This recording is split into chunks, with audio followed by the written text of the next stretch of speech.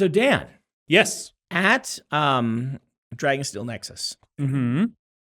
we had an episode of this podcast where the topic that Donald provided was build the perfect wizard. I remember that. And we never got to it.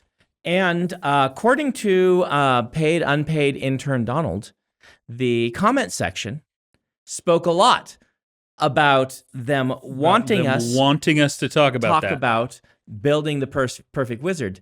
So you know what we have to do. It makes you wonder if they've seen our show before. Yeah, it does make you wonder that, a lot of them asked for it. So we're, of course, going to talk about that We are going to talk about how to design the perfect wizard. How to design the perfect today. wizard. Donald, you had a thing you wanted to say first? I did. And in fact, let me step away from my mic for 2 seconds. Dan. What? Uh-oh. What So he the- warned us there was a thing happening. There was a thing happening. This week, and it would involve He had you. to step outside. Yep. Dan, Okay. what is the number one thing you would like to get from the fan mail? The number one thing I would like, effusive praise. Effusive praise? I think this will make do for a secondary thing. I saw this and thought of only one person I know who would actively need. You bought it for him? This isn't fan mail? This is me going. This is what Donald. Are the things I have heard Dan talk about Man, his biggest sadness. We should start paying you. Occasionally, that'd be nice. This is, for those not benefiting from the video feed, looks like 18 heart-shaped ding-dongs. In a giant package. Gigantic package. And, Yeah. I remember only one story that is constantly thrumming through my head, that someone ate your ding-dongs. Someone now- ate my ding-dongs. Justice has been served. Oh, and it says, I love you this much on it. Aw, Donald, I love you too. Dan, you're going to have to eat those fast because look at the bottom, the expiration date. Oh, boy. The expiration Best date. if used by February 22nd, 2025. Valentine's man. ding-dongs. I thought ding-dongs lasted years. I have less than a month to eat these ding-dongs. And you're supposed to give them to someone on the 14th. So Yeah. they're leaving 1 week 1 week. in which to eat 18 ding-dongs. Hostess, you either know your audience too well or you're a little aggressive in your stamping. Wow. Yeah, that's wild. Mm-hmm. And it makes me wonder if there's a much larger one that has the same expiration date. The 36 Ding Dong pack. I have one more thing. I love you too much. Uh-oh. What's the other One thing? last thing. Okay. I have a present for you. It's coming. Okay. Referring to Brandon. Uh-oh. It will come eventually. However, the last thing I have for you, I saw this and Christmas and thought there's only one person who genuinely needs This another is another gift. a book that is a Shakespeare insult generator. Okay. And I thought, And Donald, all I have to say to you is you degenerate boiled brains abomination. I appreciate it. I think that is only fair given the circumstances. Well, thank you very much. You are the second person in the last few months to have given me an insult generator. Wow. So I don't know if that means I have a reputation as an insulting person or as a person who's too kind to insult people and I need some help. Well, I fully expect some of those to pop out today. Today. I think More of that's a them. good Yep. bet. But mainly this is, in all honesty, it's thanks, and Brandon, you'll have to forgive the good old postal workers for delays. Well, but it gives us more content for future episodes. that's exactly right. That's exactly it. But I have to Because think, this episode is going to be full of us talking about making the perfect wizard, as demanded by the listeners to this podcast who apparently have never listened to it before. Bunch of apish, hollow-eyed bugbears. Ooh, did he invent bugbear? He can't have invented No bugbear. It has to have been an insult prior to him. Because he invented a lot of things. Mm-hmm. I'm Yeah, always let's surprised see. It when I has look up. definitions on the back. And on the back of bugbear, it says, a bogey, a frightful imaginary object. So, before we talk about the perfect wizard, mhm. I do think we have a food heist. We do indeed have we have a food crime. Food This is a heist food adjacent. heist by the most tenuous possible link. Okay. But I'm sharing it because it's meat. Okay. It's steak. So this was actually government embezzlement. A guy Ew. in Massachusetts who worked Embezzled for... steaks? No. How do you embezzle steaks? He worked for the Quincy Department of Elder Services. I'm now imagining someone like in the chop shop, not the car chop shop like we talked about last episode, but like the actual chop shop for steak chops. right, where you can embezzle steak by slicing off little pieces of the steak as you you package them. You're like, it weighs this much, but you're actually slicing off just a little bit of that steak. So you're taking like a percentage point of steak that is for a yourself. true steak embezzlement. This is just money embezzlement. Okay. The money was spent on things such as a framed self-portrait, recording studio time, Okay. and 153 pounds of steak tips. Okay. So you can put those three things together, and somebody is trying to make it in the music biz, right? Or become a steak-themed podcaster. Maybe a steak-themed podcaster, but yeah, steak-themed podcaster. Is that what we are? Wasn't our first episode about steak? About steak. We have done at least 2 steak episodes. Yes. Which is less than 1 per year, so I don't know if we can say that we're steak-themed. steak-themed. We have a steak minor. Yeah, we have a minor in steak. Steak-themed podcasting, we have a minor in that. So we are not prime suspects. But the steaks were. Boy, that's who they are. The prime suspect. The prime suspect. Ooh. Maybe this person doesn't say that. We need another steak-themed crime where they actually steal more, because I'm not as impressed with this person. Yeah, because this person wasn't even stealing steaks. Yes. They were just buying steaks. Man, that is their a ill-gotten gains. wasted, I'm going to say, genius level pun. That's a fantastic pun. Yes. Wasted on this person that isn't where that wants to start their steak-themed podcast. And obviously did a bad job of it because we don't even know who they are. Yeah, and you know what they say about the format of meat-themed puns. Yes. It is a rare medium, well done. Rare medium, well done. You stole that one, though. I've seen that one floating around. Shamelessly, but it is a really good one. Mm-hmm. So... no, the prime suspect is great. We're going to have to find the prime suspect. Yes, the prime suspect. The hunt is on. Listeners, send us your steak-themed thefts. So that we can identify the prime suspect. Not your personal steak-themed thefts. Yes.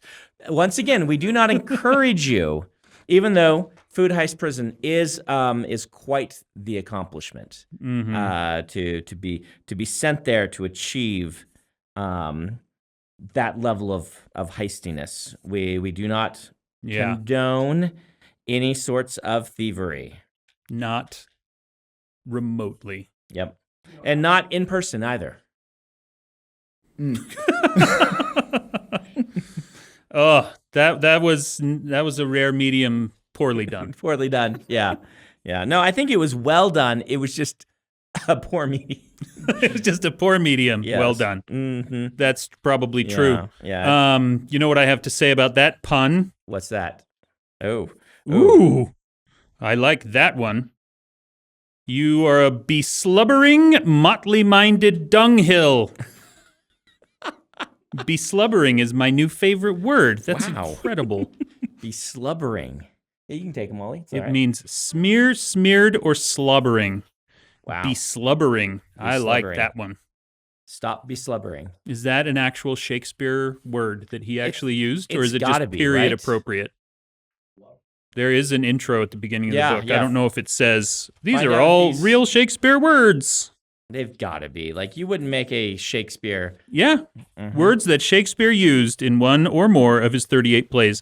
So, dear Shakespeare scholars who, of course, listen to this show, I want to know which play has beslubbering in it. Yeah. I'll leave that in the comments also. Mm-hmm. We will have a report back from Donald on these two topics. Mm-hmm. But we have to talk about creating the perfect wizard. We do have to talk about creating the perfect wizard. And in order to do that, first I'm going to tell you a story. Okay, I'm excited to hear this. I was thinking they can't possibly just be making up Shakespeare stuff. I apologize. This has a chance of offending someone who listens to the podcast because there's a non-insignificant chance, because this involves something local, that someone involved in this is listening. And if so, I apologize to you. Art is subjective. And this may indeed be a fantastic thing that that you or your family has done that just I did not appreciate. But we went to a dinner theater for Halloween about a year ago. So not last Halloween, but the one before. Dinner theater for Halloween. Dinner theater for Halloween. Was it like a murder-themed thing? So or? it was Edgar Allan Poe themed. Oh.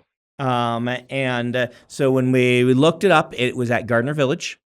And Could you order like ox hearts and they were served under a fake floor? Oh, that would be great.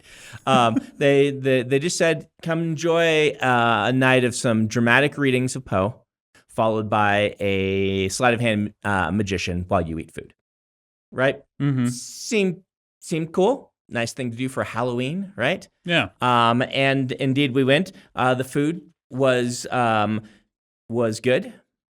And the first Poe reading, they did a thing where they object mapped a bust of Poe or of somebody. It's my phone going off. They did that, and so it looked like the bust was speaking.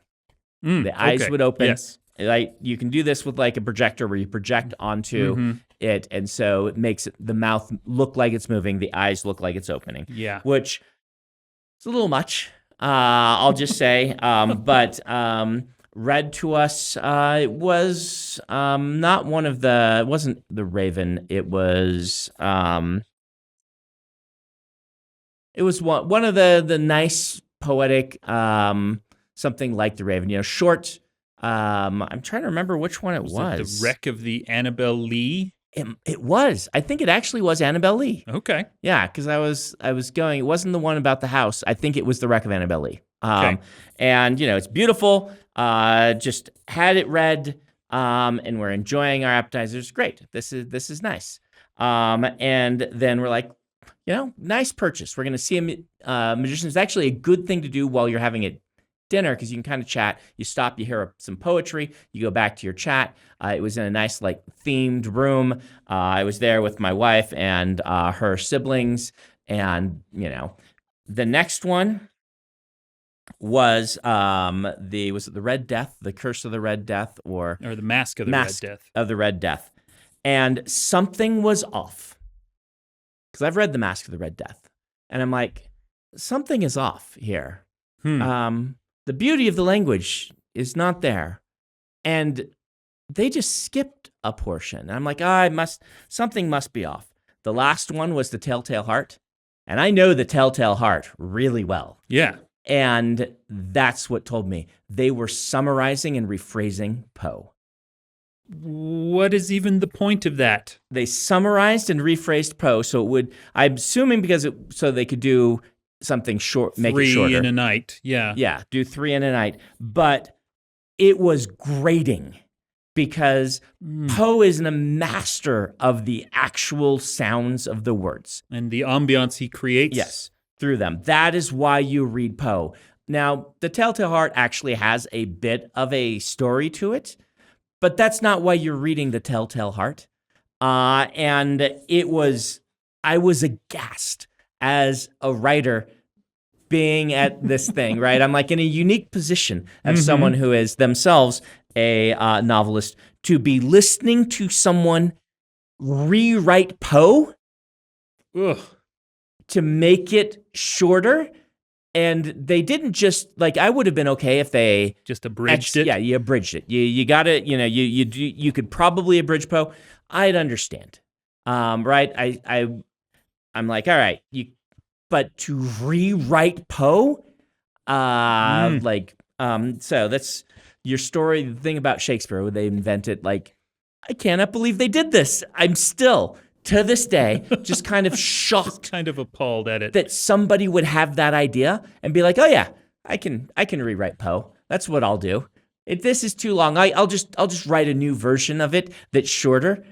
in the first person in the same way, using an occasional line of his, but 3/4 of them being mine, and no one will notice. No one will know. No one will care. So Such a person is a deceptious, beast-eating mushrump. So the magician was quite good. Oh, that's good. Yes, magician was quite good. Magician wasn't trying to rewrite classics Trying of to rewrite literature. Like, you can just hear it in me. I'm befuddled, right? Like, why would you advertise? Come and listen to Poe. Again, I have no problem if someone like I have no problem with 10 things I hate about you, right? Use Shakespeare. Oh, and then, yeah. Right? But I have no problem with Rosencrantz and Guildenstern are dead. That's partially because whoever wrote that was also genius level with dialogue. And so you have a really good thing. But also they're not trying to imply that Shakespeare wrote this. Yeah. They're not trying to do a better job than Shakespeare. So I'll leave it off. But if third call to action, if somebody else experienced that, tell me I'm not crazy. And if someone was involved in this thing, can you explain to me why? How did this even happen? And who thought it was a good idea? That's bizarre. Yeah.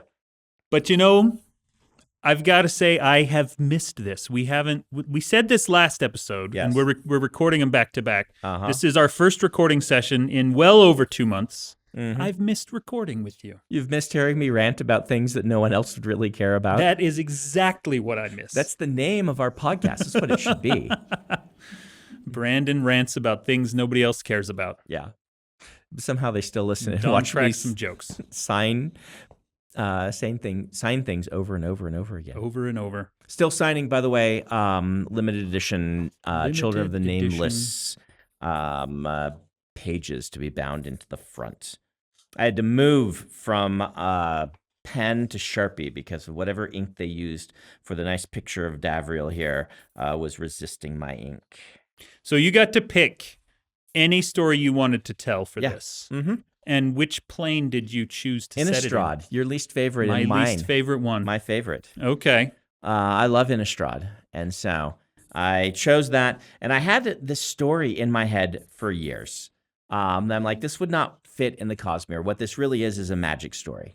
And it's like, I wanted to tell the story of a demonologist who used the contracts with demons to get like clerical staff and things because demons are really good at contracts. And so if you need an accountant or you need like some clerical staff, then a demon's what you want, right? Yeah, and they would be great at that. So he's basically sold his soul to 5 or 10 different demons, kind of using a strategy in order to just get really great household staff.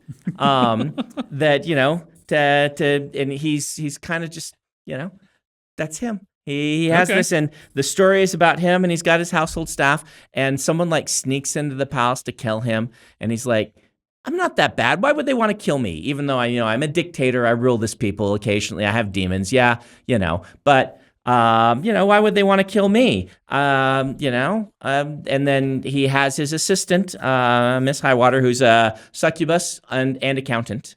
And they find out that some of the townspeople are like vanishing and getting killed. And he's like, those are the people who make my shirts. I need those people to make my shirts. And so he goes and figures out what happened to them.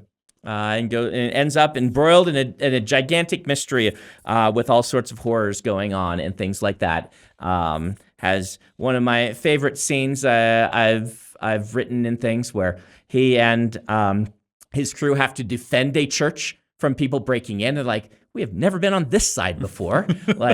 Yeah. Just That's awesome. Nice, fun little role reversal about. I wanted to write. Magic has its 5 color archetypes, right? Mm-hmm. And they do a pretty good job of making the white color archetype frequently have villains. Yeah. Because white is about order and law, but that also can be taken very villainously. Yes.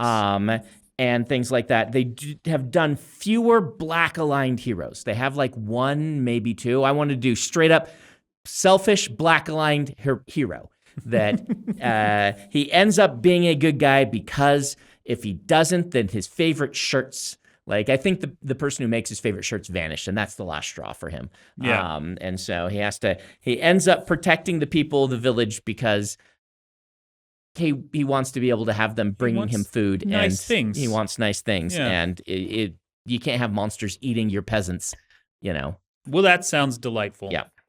It's just a whole lot of fun. And I worked within kind of Magic's I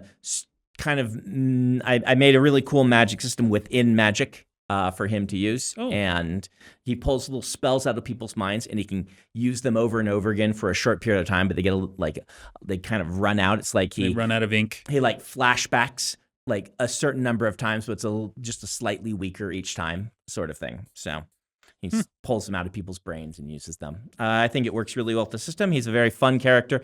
He and Miss Highwater have a really great sort of relationship thing going on, where they're both evil, so they can't admit that there might be attraction there, and it's a lot of fun. So, sort of story that just would not work for me, and they let me make a planeswalker and do what I wanted with him, and so that was a lot of fun. Well, that's very cool. I had a wonderful experience with it. I do wish the ebook were up and people could get a hold of it.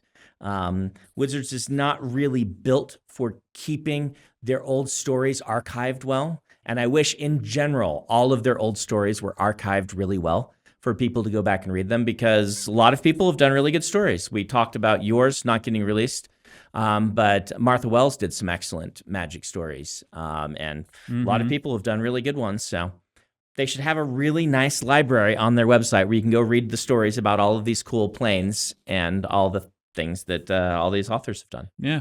And it's not a small library either, to my understanding. They've released quite a few, especially back when they were doing like Urza's Saga and stuff. Yeah. There is lot several of novels magic worth. fiction. Yeah. Yep. So I need to meet Martha Wells someday. Have you met Martha Wells? I have met Martha Wells. I was on a panel with her. Okay. It was a very good panel. I never have. Excellent I enjoy her writing. writing very much. I love Murderbot. And of course we share a last name, so people have asked me often if we are related. We are not, as far as I know. But I need to meet her sometime. Does she write about wizards? Does she write about... Oh, we're supposed to be talking about wizards. We're supposed to be talking about wizards. I'm sure there's time for that left in the podcast. But let me point out, your wife is Dawn Wells. Yes. And there is a famous movie star named Dawn Wells, isn't there? TV star. TV star, right. There was Gilligan's Mary Ann Island. from Gilligan's Island was Dawn Wells. Every time there's a story about her, I'm like, Dan, oh, no. Like, did... Oh, yeah. When TV star Dawn Wells passed away a few Yeah. years ago, my wife got a lot of texts from a lot of friends who wanted to make sure she was okay. Did her parents think about that? Oh, it's even better than that. Okay. My mother-in-law's brother is named Don, D-O-N. Okay. And it never occurred to them that Don and Dawn were the same name. They don't even pronounce them super differently. It's not like one is Dawn and one is Dawn. Mm-hmm. It's just Dawn and Dawn. Okay.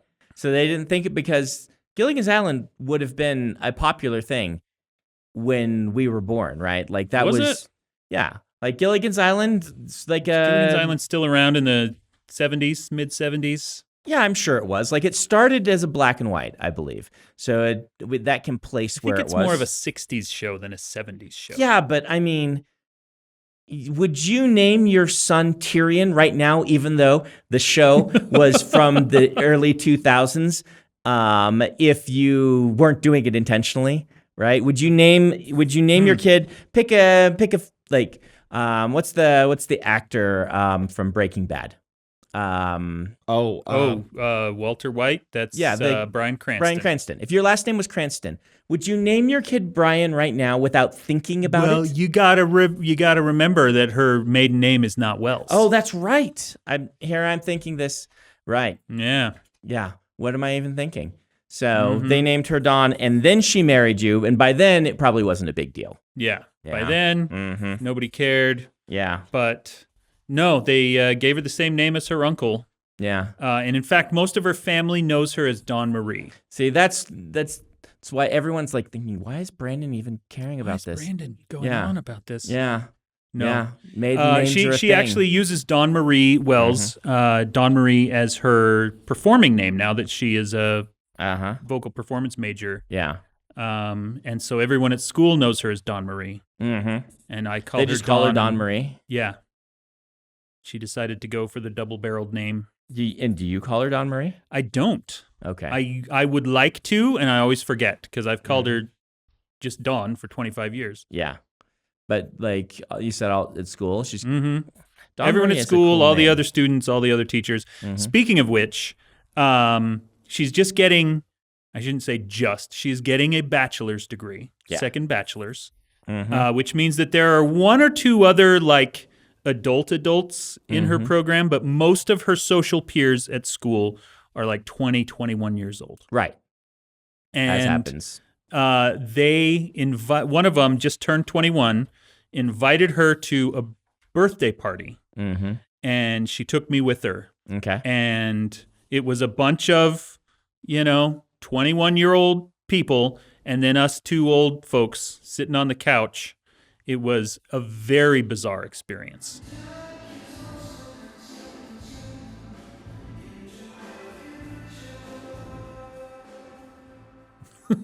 They played Quiplash. Never heard of And it. Quiplash is a Jackbox game. Okay. Never heard of those? I have heard of those. It's one where you they like give you a prompt and you have to fill it in, and then they go through and you can vote on which one is the funniest or whatever. Mhm. And I'm proud to say that I won. I was the only one who was not making constant sex jokes, Okay. and I think that even though they were all making them, They they weren't kept voting them. for mine because mine were funny instead of just shocking, and I was very proud to win the game of Quiplash.